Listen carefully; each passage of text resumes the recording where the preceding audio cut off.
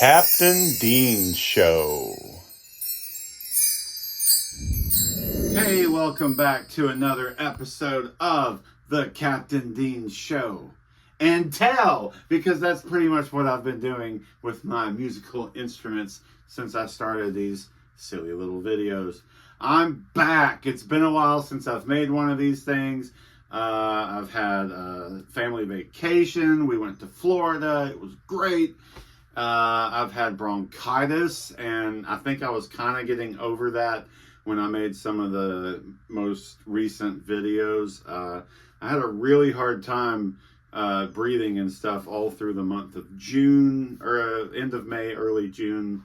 And now it is the last day of July. As of today, it is July 31st, 2025. I normally don't date these videos, but hey, it's summer in Kentucky. It's hot.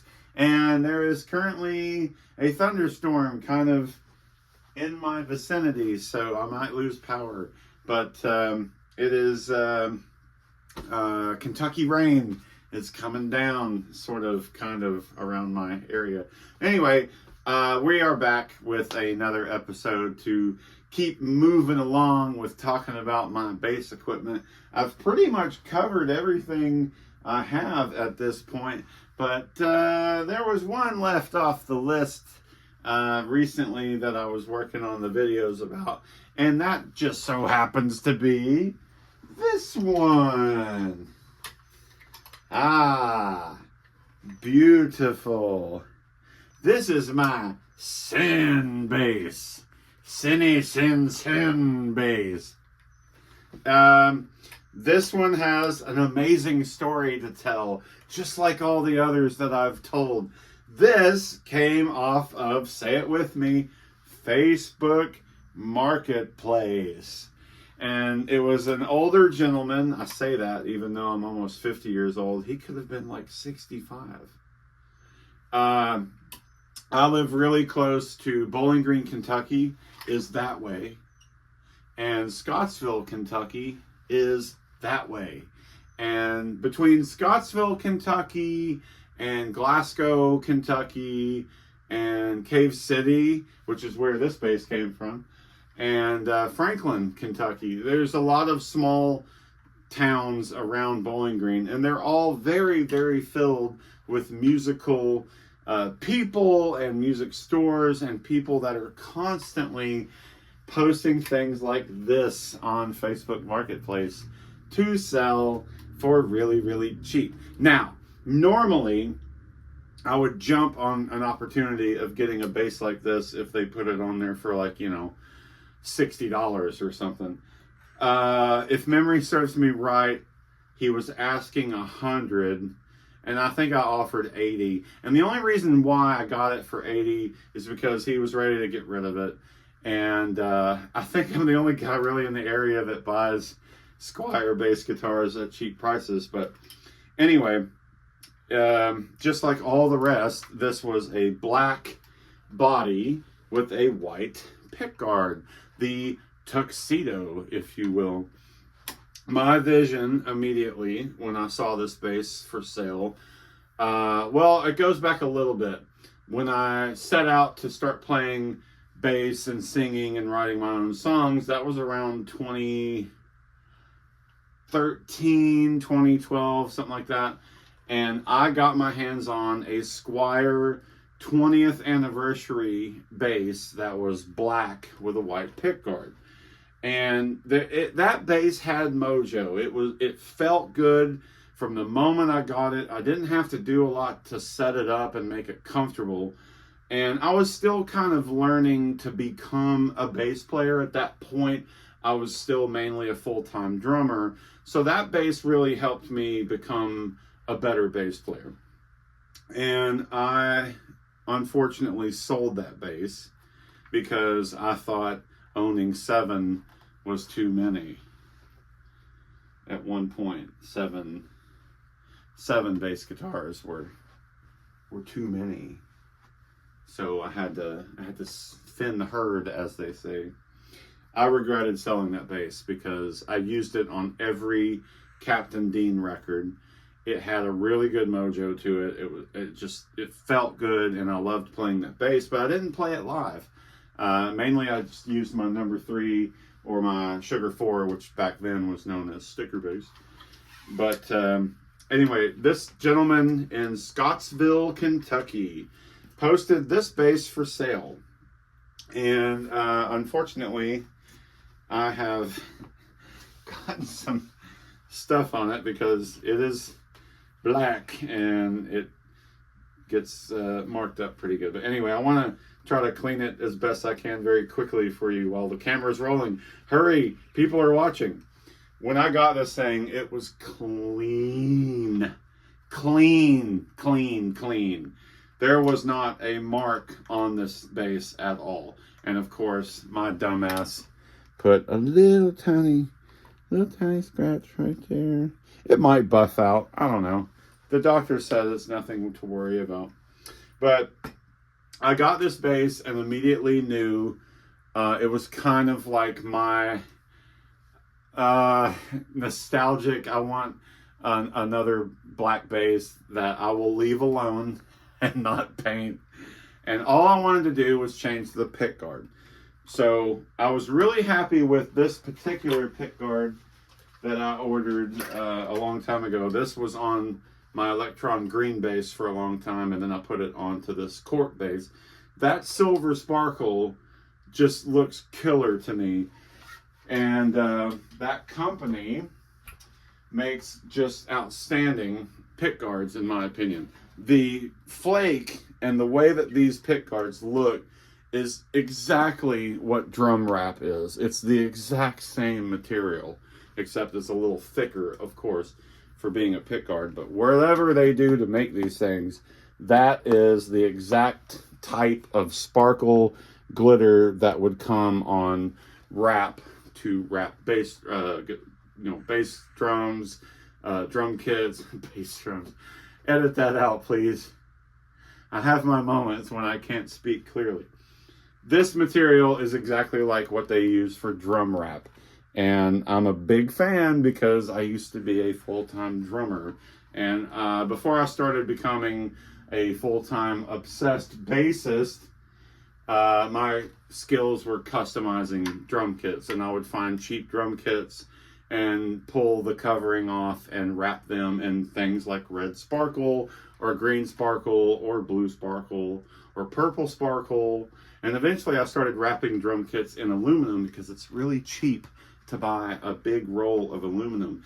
And I would start wrapping drum kits in aluminum and call them the DeLorean. But anyway, we'll save that for the drum episode. This is a 2005 Squier precision bass.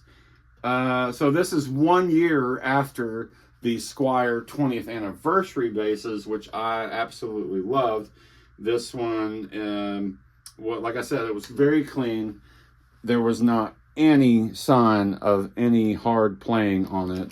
And the black was just super, just perfectly clean. I mean, you can tell whoever bought it probably just sat around the house and played it in the living room or maybe in the garage. That it didn't look like this thing ever left the house or played a gig in its life.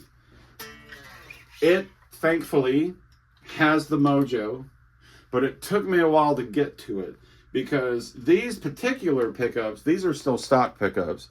For some reason, call me crazy, they didn't sound as good to me as the 20th anniversary model. And maybe I'm wrong. Maybe it's because I've had different amps over time. That first bass I had, I used a lot of distortion, so it was a very Motorhead type of approach. I used heavy distortion on the amps. I used heavy distortion on the pedal that I used to record my solo records with. So maybe I just wasn't really tuned in to what it should really sound like. But anyway, this bass did come around to me. The first thing I did when I bought it was I got home and I ordered this pickguard on eBay, and it came in probably in about a week, and I put it on and there you go. The black knobs, ironically, were laying around in my toolbox. I think they came off another one of these particular basses when I bought it and took them off, and I was just saving them for the right time. This was the right time. The black and red theme is what I was going for, and in typical fashion of me being me, I had to have a twin, so that explains the blue and black version in a left-handed bass for this one. These two are brother and sister. But this particular bass I bought before the left-handed one. And it really was for the fact that I was starting to come around to maybe I can buy a bass guitar and not paint it. And I pulled that off just fine.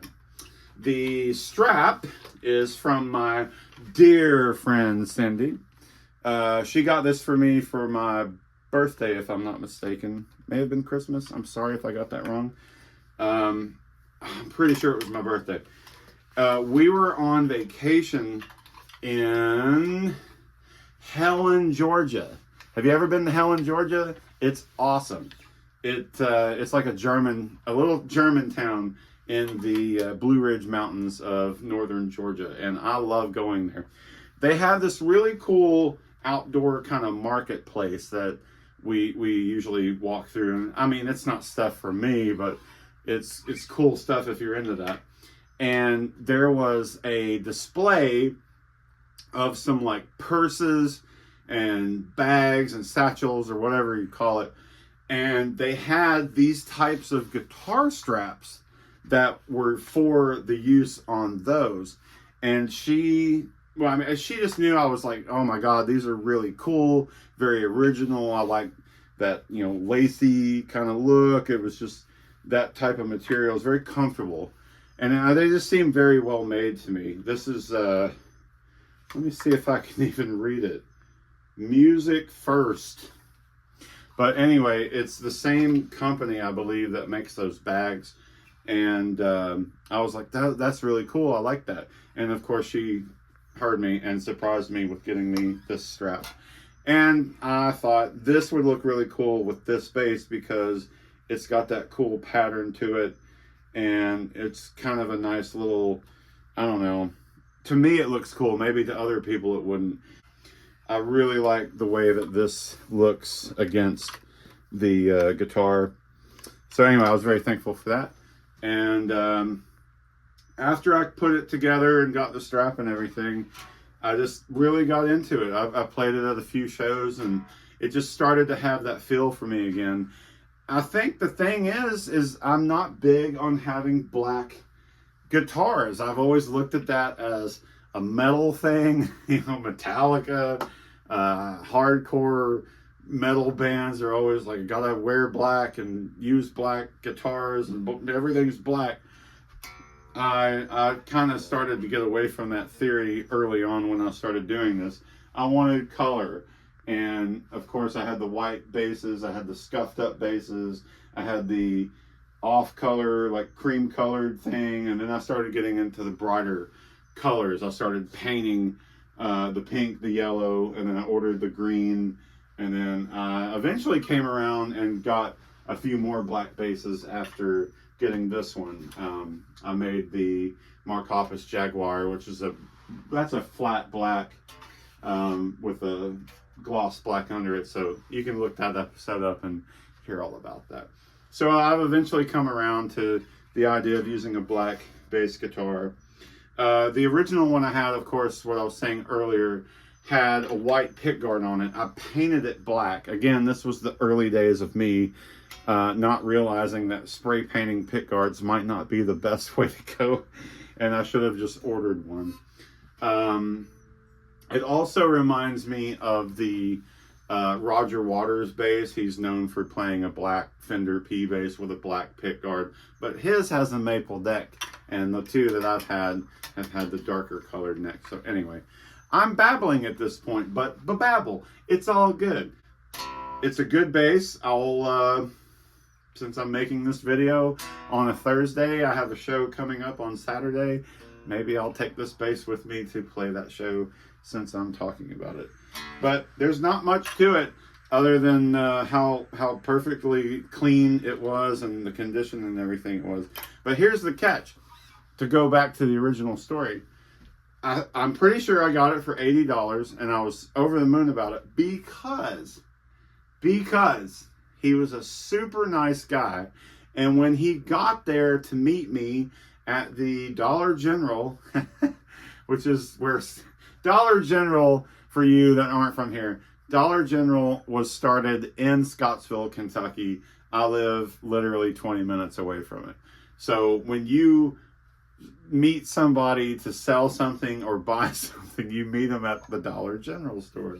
And I live probably, I'd say there are at least 10 within a 20 to 30 mile radius of where I live. So anyway, when I met this guy to get the bass from him, he was super nice. And he goes, well, what I didn't say in the listing is that this bass came in a hard shell Fender case, not the square tweed kind or anything like that, but the one that is the mold shape of the guitar. So it's got the body shape, and then it kind of slenders down and has the neck shape of it.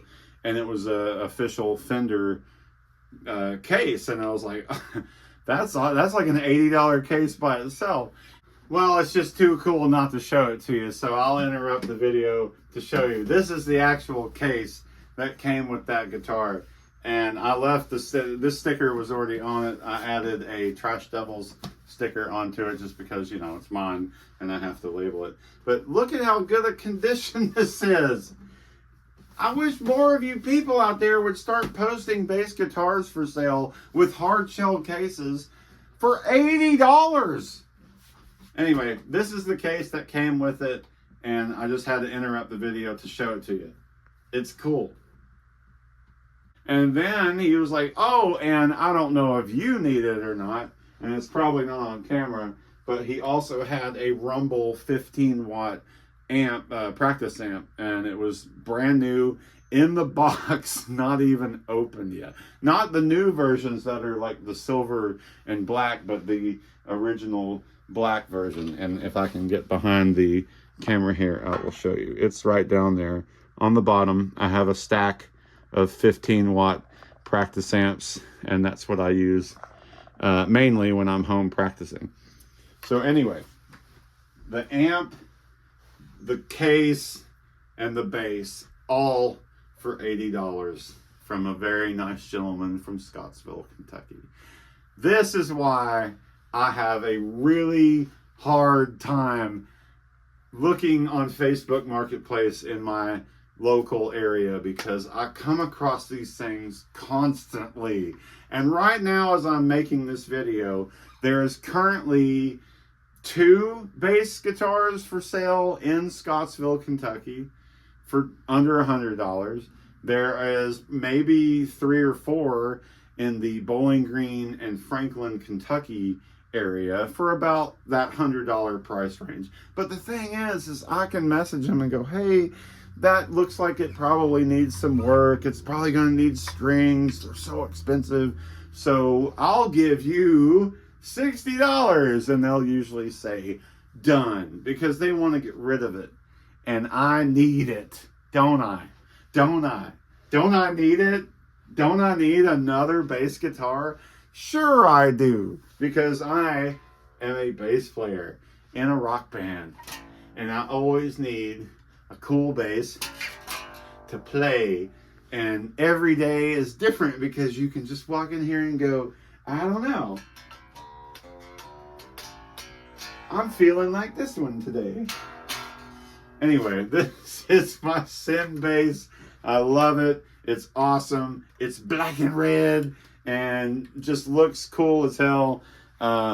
It's not that lighter shade of black that they use on some basses, which I do happen to have one. It's got like almost like a grayish fog tint to it. This is that black paint, and it looks really, really good next to this red sparkle. So I'm hoping in the light I have here, you can see that. I love this bass. It's really cool. I love the strap that my dear friend Cindy got for me to use. And I love the fact that I had these two black knobs sitting around in my little toolbox. And I was like, none of my other basses have black knobs on them. Well, actually, they do. The Minnie Mouse one does, and the Marcus Van Hoppus does. But they don't have these type of knobs. Anyway, I'm babbling. You know why I'm babbling? Because I'm in a good mood. Because it's summertime, and I'm currently not sick, and my band has got gigs coming up, and I'm happy about that because we've had a shitty year, and I want the rest of the 2025 season to go much better. And so far, it's been going great. So anyway, I'm Captain Dean, and you're not. Thank you for tuning in to yet another super awesome episode of my show and tell of check out my bass guitars and listen to the stories I have to tell. Usually I lay these things on the floor with a black sheet and give a little history about it, but there's really not much to say here, folks. It is a 2005, or as people would normally say, a 2005 Squire P bass. All I did was take off the original white pickguard, put on the red sparkle. I cleaned it up, which it didn't need a lot of cleaning, put brand new strings on it, and I have used it on stage multiple times. I love this bass, and you will see more of it soon. That is the end of the show. There's nothing else to see here. There's no pictures to show. I have no reason to show any pictures. Okay, maybe there might be one. I don't know. Anyway, have a good day. Tune in to the next episode.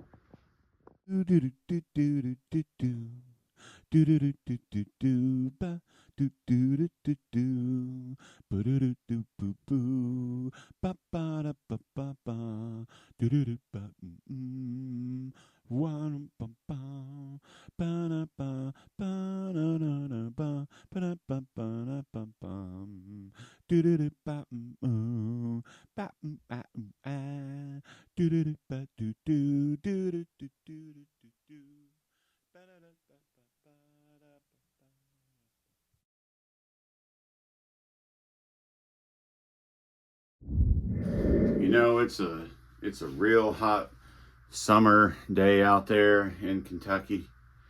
It's hot. It's been hot. July in Kentucky. It's pretty hot. That's why I need an ice cold Spectre grape soda, because nothing says it's nice to be home and not at work anymore than a nice ice cold Spectre grape soda. Fire brewed. Yeah, I don't come home and drink beer like most men. I'm not like most men.